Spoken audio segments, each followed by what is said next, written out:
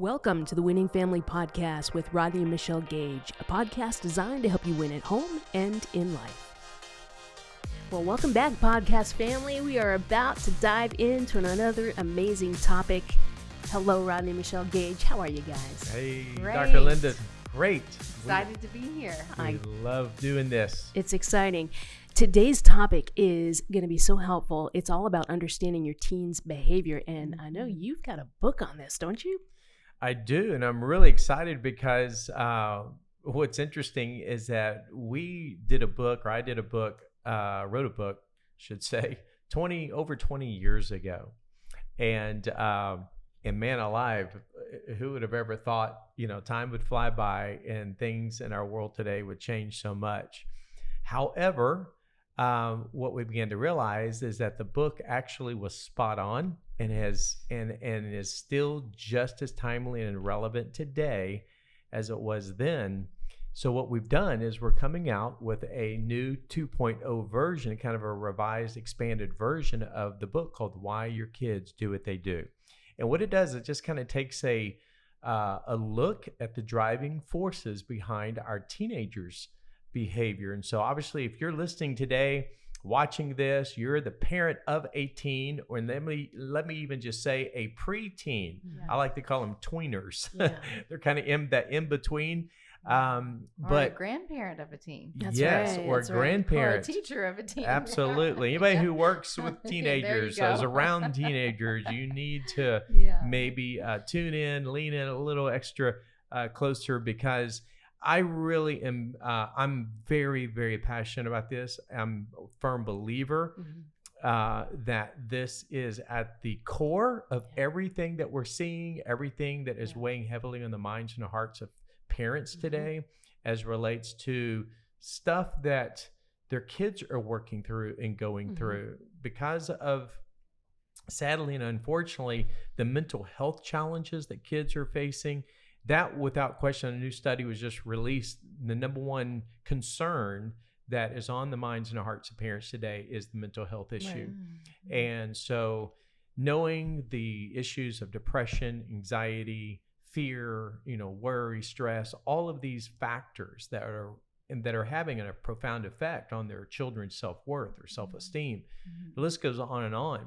All of this obviously is at the forefront of conversations, and parents are, what do we do? How do we help? Educators are even trying to get their arms around the health department. The CDC is just exposed. In fact, they just released a new study where since COVID, it was a 10-year study. So the study began pre-COVID, but ended post-COVID. Within the last 10 years, teen suicide among girls is up 60%. And teen suicide, both for boys and girls, is nearly doubled in the last 10 years. So, and what's sad and unfortunate is that, that's the ultimate consequence, if you will, of all that has happened and is still continuing to happen. And I think for a lot of parents, and rightfully so, they're throwing their hands up in the air, and it's like, what do we do? Right. Where did we go wrong? How did we allow, these type of situations to get so off path? And teachers obviously are, they're working through and addressing a lot of these things, but social media has kind of poured gasoline on the whole issue and challenges that I think are weighing heavily on the minds and the hearts and the emotions of our kids because of everything they've had to overcome, especially since COVID. So all that to say, there's a lot of underlying things that are happening. And I think what I have seen from pastoring for over 20 years, us being in ministry for over 30 plus years, working with literally countless of families, specifically parents, what I've come to realize is so much time, effort, and energy and attention is being placed on the external, the behavioral side of what's going on. And so therefore the parents are reacting to, every little thing that's surfacing. And I understand, I get it. We know, we've been there. But at the same time, rather than taking a reactive approach I think parents can readjust and take more of a proactive approach. And that's where a lot of the parents are asking the question is like, well, how do we do that? How do we take the proactive approach? So a kid just doesn't wake up one day and say, you know what, I think today I'll start using drugs.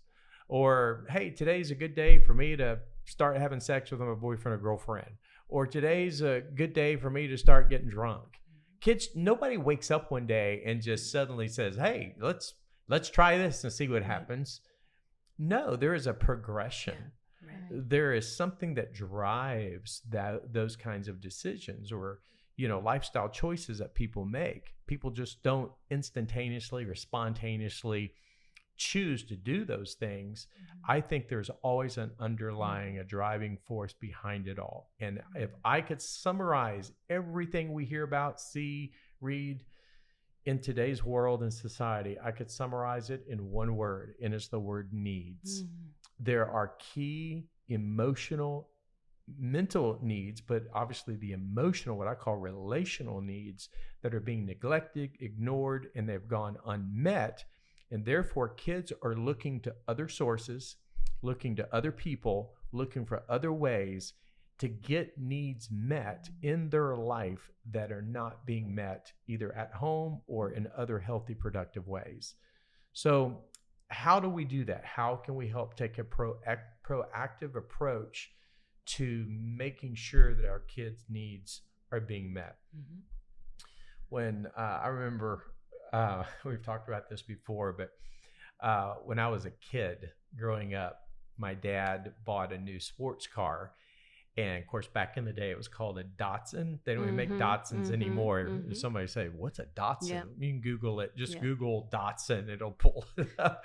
It's been replaced with Nissan. We're all familiar with Nissans if you drive a Nissan. So back in the day, they were called Datsuns. And he had this little sports car called a Datsun 280ZX. Yeah. I'll never forget when my dad pulled into the driveway. And we were like, what? We thought that was the coolest car ever been made. You're the youngest of 4 boys, just a reminder. I would have been a little crazy. The thing that was so cool about this car, because back then it was like, man, the technology was so like far advanced, you know? And so it had a lady's voice that came, I don't know where she lived, somewhere in the dashboard or wherever, but this little lady's voice, when the car door was open, her little voice was like, car door is open. Car door is open. Or there would be like a little, if you left like one of the lights on, the dome light or something, her little voice would say, light is on, light is on. And so all these little indicators and basically these reminders telling you as the driver, hey, you need to turn off the light. You need to shut you need to shut the door or whatever. Or she would say, fuel level is low. When the fuel level, when the little light was turning red. It was her way of basically giving you a warning sign or a reminder that there was something that needed to be attended to. Well, how great would it be if our kids had the same kind of indicators or warning lights, or somehow they could express those gauges, if you will, the dashboard of their lives, if they could say to mom and dad, hey, mom and dad, emotional level is running low. That's right. That's so good. That's so good. The notice gauge needs to be attended to. They send warning signals, but they are not telling you specifically what it is. How they're displaying the warning signs and what they're doing to get our attention is usually through negative, destructive, unhealthy ways. And those might even be isolation. Those might just be, they're not talking. They are, or maybe they are engaged in things that are really, as a parent, you're watching, but they become isolated, they become more disengaged because they have become maybe addicted to, whether it's video games or whether it's social media, or whatever it is that they have poured themselves into as a way of escape. And whatever it is that's feeding that, whether it's worth, their value, their self-esteem, if it's getting more likes, if it's getting more views, more streams, this or that, their worth and their value, their identity, their whole self concept of who they are is all being measured in what kind of attention they're getting from other sources. And that's sad and unfortunate, because that's what leads to a lot of depression, anxiety, stress, fear, worry. All these things are because you've got a lot of kids whose emotional needs are they're being weighed in the balance. And unfortunately, what they're placing their value in is surface. And it is only meeting a temporary need in their life. And also, I think you would agree that, like education and the pressure to have certain grades, or absolutely, to perform at a certain level with athletics or in the arts, all of these things are also affecting their self-worth. And the way that they're responding to things. Yeah, just the pressure is a lot of pressure. And a lot of children, maybe they're not even trying to get likes. They're frozen in self-doubt, just sitting and looking and scrolling and comparing themselves. Absolutely. And they're not even trying to get likes because they know they can't compete with that. Yeah. Yeah, the pressure is unbelievable. Yeah. So whether it's the comparison issue, right, the performance issue, of not living up to whatever expectations or standards, right, whether it's with the mom and dad, or whether it's with the teachers or the coach, or just comparing and competing with their peers, their friends. And, it has ravaged the mental and emotional health of our kids today. Right.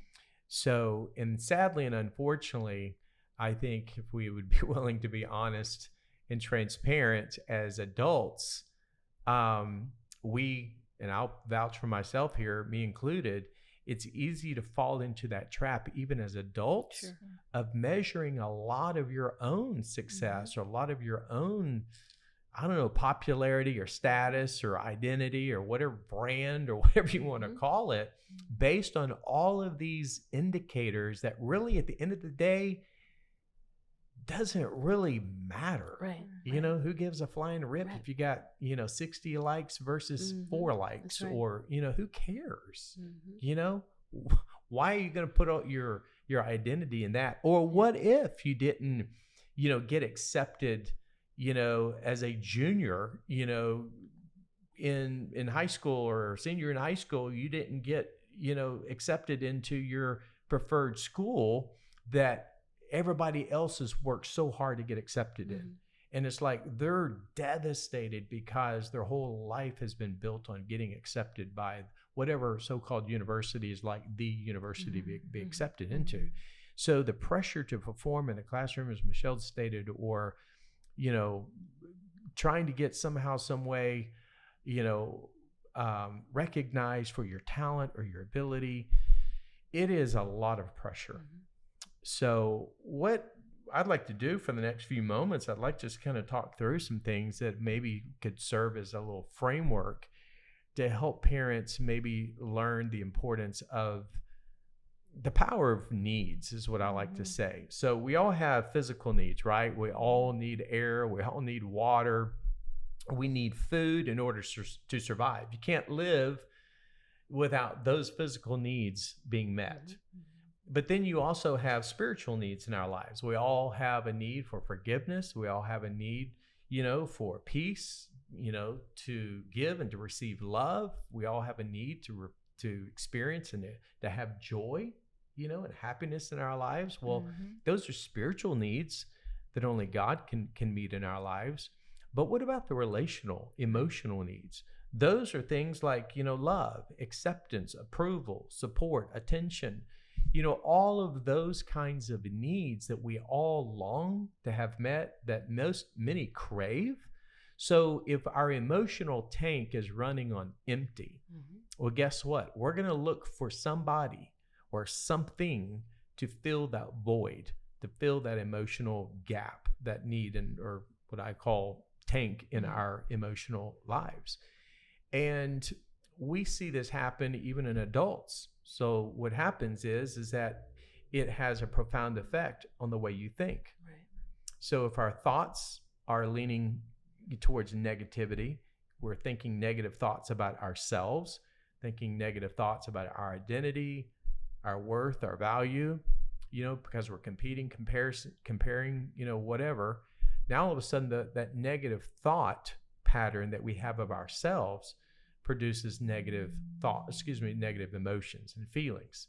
Well, those negative emotions of worry, stress, fear, anxiety, depression, all of those negative emotions ultimately manifest themselves through negative behavior. Mm-hmm. That's where people might start taking a foreign substance, sleeping pills, or, if they're struggling with, patterns of an eating disorder, they're doing things, they're making decisions, whether it's diet pills or whether it's, bulimic type of behaviors. They are physically doing things, acting out in ways through their behavior and choices that are all because there is something missing, and it is an emotional need that is being neglected.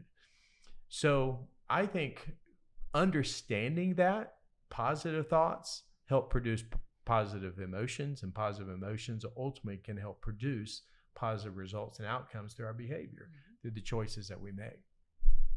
So let's talk about needs, and one of those is just being noticed. Mm-hmm. So I love acronyms. Here we go. So the N stands for the N stands for noticed. And that's just how everybody likes to be noticed. We all need to be noticed. And that's just through giving individualized time and attention to one another. I think James Dobson said the average parent spends less than 14 minutes a week in meaningful conversation with their kids. So, we touched on this a bit on our last podcast when we talked about honor, and just that every person matters, and seeing the value and weight and worth in people. Mm-hmm. And our children just need to know that somebody loves them unconditionally. And the parent is the very... Parents have more influence than they realize. Yeah. And when they show that they notice their child, they're making just such an incredible investment into that child's life. And as you're talking, I'm just thinking our world that we live in, our children are being depleted. Yes. You use a debit card and you keep debiting over and over and over and over. That account's going down, and we have to deposit into them and meeting these needs, like noticing the little things that they do and calling it out in them is putting deposits in their account. Mm-hmm. That's good. Yeah, we're gotten to the place now too with our phones. Our phones, I'm convinced, is without question the greatest distraction. So you notice families, for those that they even go out to dinner, I mean, it's crazy how people, they can't even have a meal without having their phones. Right. You'll see kids, with their tablets, and it's like we're just all in our own worlds rather than being in each other's world. Sad. And so we just need to understand that everybody needs to have a need in their life of somebody loves them and cares for them enough to stop, look, and listen and take notice they even exist. Yes. And that's just getting practical. Go old school, have a conversation. There you go. Wow. Just how was your day today? Or hey, how did your friend, how'd things go with so-and-so? Or just engage, have conversation, stop doing what you're doing just to focus on the other person. I like to say this way, even just, ask questions, ask open-ended questions, to get response, to get some dialogue going, just to break the ice a little bit. Because what does that do? It goes back to what Michelle just emphasized. It's putting value on who this person is. You care enough to notice. You care enough to show, what truly does matter to you. I like to say it this way. Kids need to receive focused attention because they are respected as a person, valued for who they are, and appreciated for what they do. Mm-hmm. So anything that parents can do to show respect, to show value, to show appreciation, it helps meet that need for being noticed. Mm-hmm. Yeah, and they're not going to be, the more we can do it, the less they're going to go out and try to find it in unhealthy areas or unhealthy people. Yeah. Absolutely. That sometimes are right there ready to. That's right. To notice them. Right. Why are likes and streams so important? Yeah. It's a way we get recognized. Yeah. It's a way we get noticed. Yeah. Mm-hmm. The more we get noticed, it fuels something within us to want to get more, right? That's right. It becomes this addiction. That's right. Mm-hmm. I think too, parents can show their children how to have conversation or put words around the need for being noticed. Like I remember we tried to explain to our kids, hey, if you need something from us, it's okay to let us know. Mm-hmm. And I keep going back to this thing where Tiffany, our daughter, would sometimes come up to us and just say, hey, I need some skin. That was her phrase. I need some skin. And what she was saying was, I need a hug. She'd go up to her daddy and say, Dad, I just need some skin. And he'd put his hands around her and just, in a very fatherly way, just give her a hug and she's good. Or Tyler come home and go, Mom, I gotta talk, and so for us to let our kids know that they have we can give them some conversation starters, or just let us know when they need to be noticed. I think that goes a long way to let them know they can ask for that, right? Yeah. They can.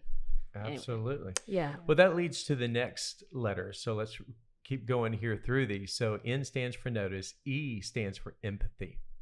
So when we talk about empathy is, I like to phrase it this way. Kids need to receive comfort when they experience hurt, pain, or sorrow. And empathy is different than sympathy.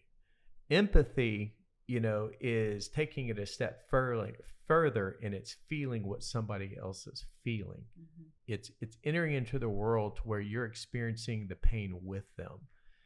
Sympathy is like, oh, I'm sorry that happened. Right. Too bad. Let's move on. Mm-hmm. But empathy is getting down in the trenches with them and really feeling what they're feeling.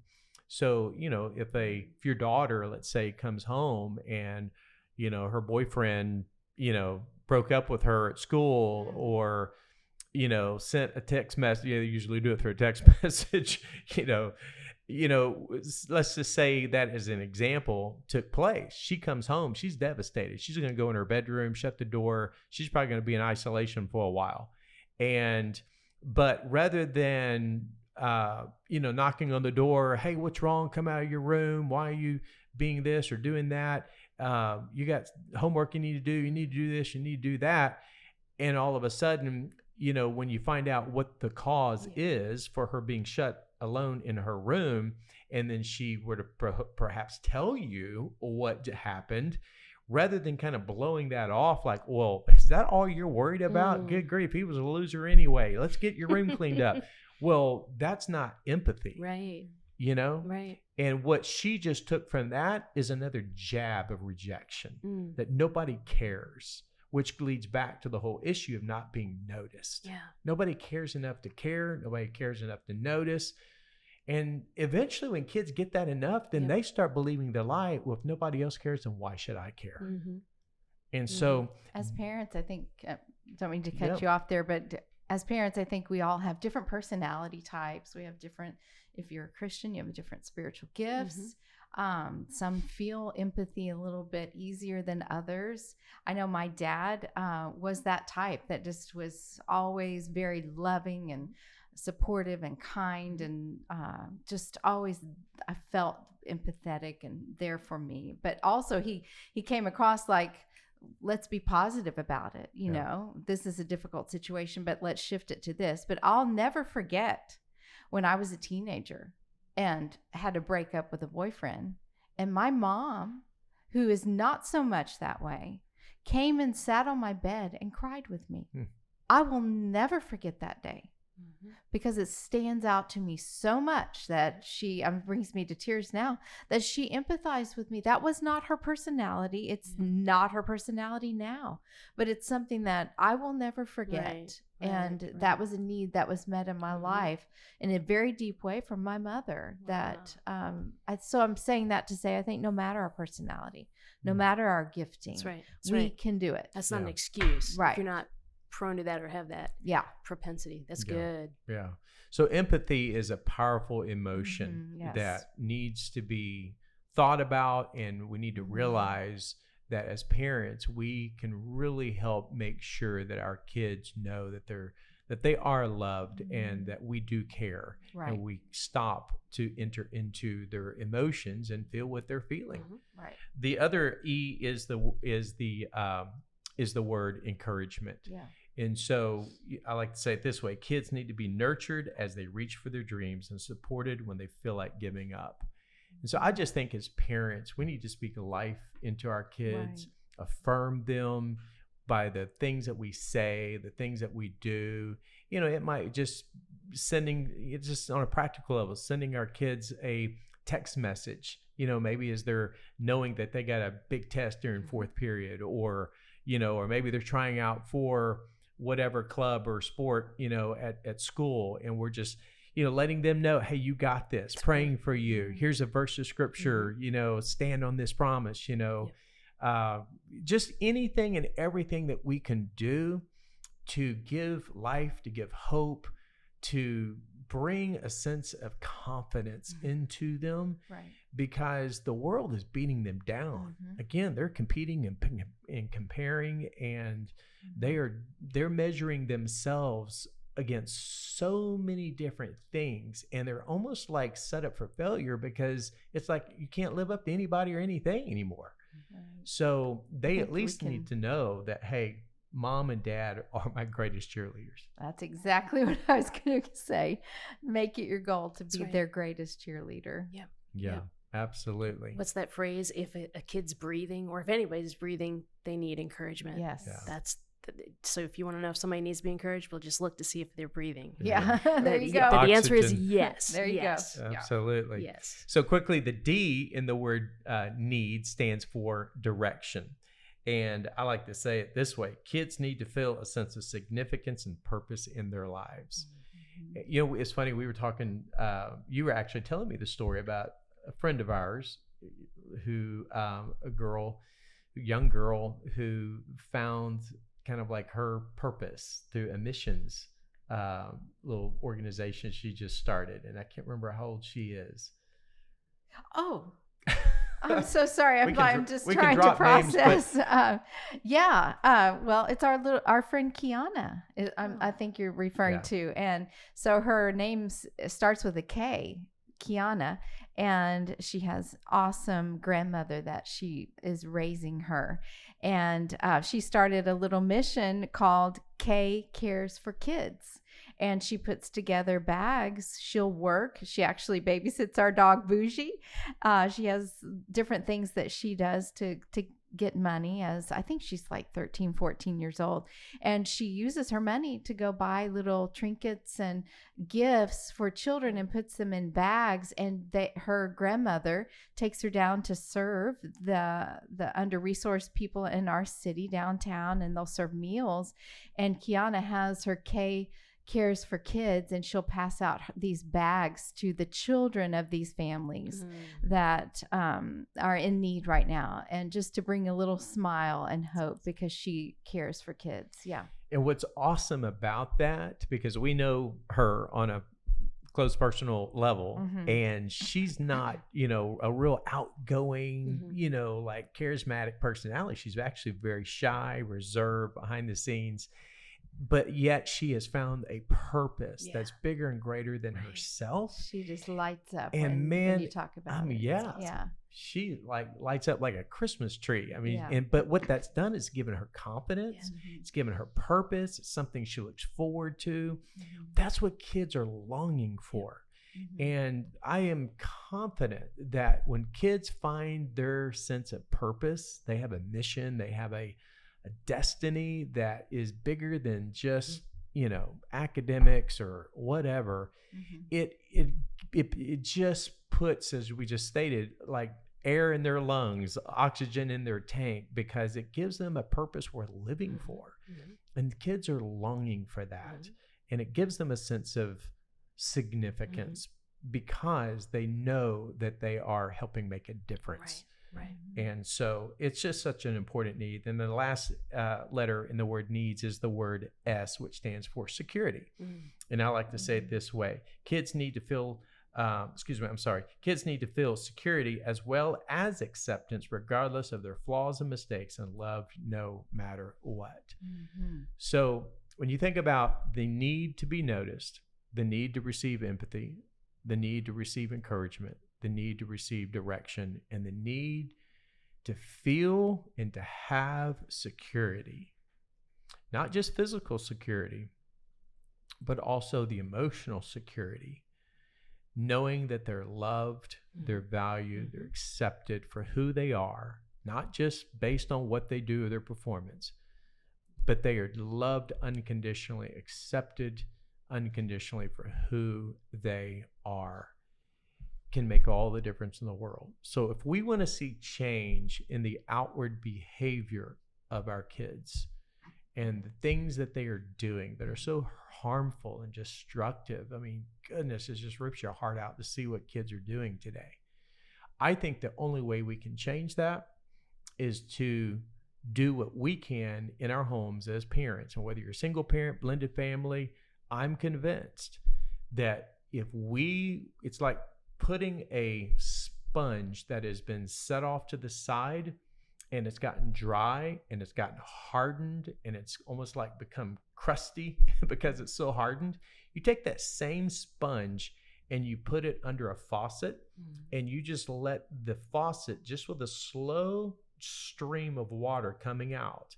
Here's what happens. That old dried up crusty sponge begins to soften. It begins to suddenly absorb that water to the point to where it now becomes soft again and moldable again.